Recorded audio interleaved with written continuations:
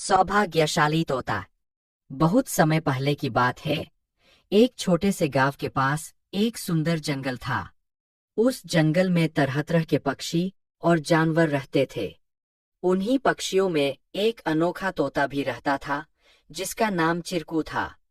चिरकू को लोग सौभाग्यशाली तोता के नाम से जानते थे, क्योंकि जहां भी वह जाता, वहां कोई न कोई चमत्कार हो जाता या किसी की किस्मत बदल जाती। गांव के लोग मानते थे कि अगर चिरकू उनके घर आ जाए तो उनके जीवन में सुख और समृद्धि आ जाती है। चिरकू हमेशा खुश रहता और अपनी मधुर आवाज में गाने गाता। लोग उसे फल और अनाज खिलाते और उसकी भलाई की कामना करते थे। चिरकू भी गांव के लोगों से बहुत प्यार करता था और जहां भी जाता, खुशियां बांटता। एक दिन गांव में एक गरीब किसान, जिसका नाम रघु था, बहुत परेशान था। उसकी फसलें बर्बाद हो गई थीं और उसके पास खाने को भी कुछ नहीं था। वह दिन रात मेहनत करता, लेकिन किस्मत उसका साथ नहीं दे रही थी। एक दिन रघु ने गांव के लोगों से चिरकू के बारे में सुना और सोचा कि शायद यह सौभाग्यशाली तोता उसकी भी मदद कर सकता है। रघु ने तय किया कि वह चिरकू से मिलकर अपनी किस्मत बदलने की विनती करेगा। अगले दिन वह जंगल की ओर चल पड़ा और चिरकू को खोजने लगा। बहुत ढूंढने के बाद उसे चिरकू एक पेड़ की डाल पर बैठे हुए मिला। रघु ने बड़े ही आदर के साथ कहा।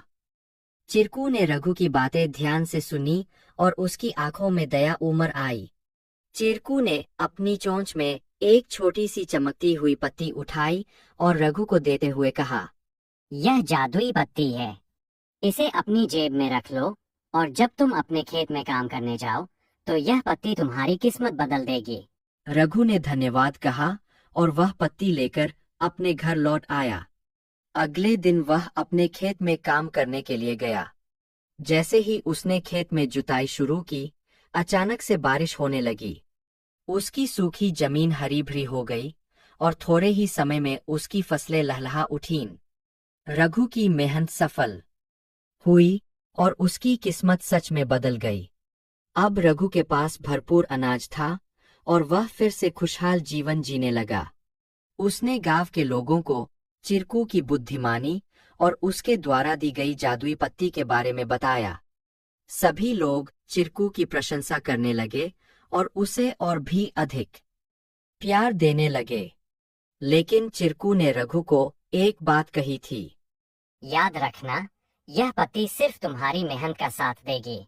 अगर तुम मेहनत करना छोड़ दोगे तो यह भी अपना जादू खो देगी। रघु ने चिरकू की बात समझ ली और कड़ी मेहनत जारी रखी। धीरे धीरे उसकी स्थिति पहले से बहुत बेहतर हो गई। वह गांव के सबसे सफल किसानों में से एक बन गया, लेकिन उसने कभी यह नहीं भूला कि उसकी सफलता में चिरकू और उसकी मेहनत का कितना बड़ा हाथ था। कहानी से सीख।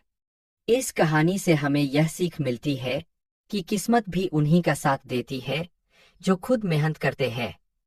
सौभाग्य और अवसर तभी काम आते हैं जब हम अपने प्रयासों से उन्हें सही दिशा देते हैं।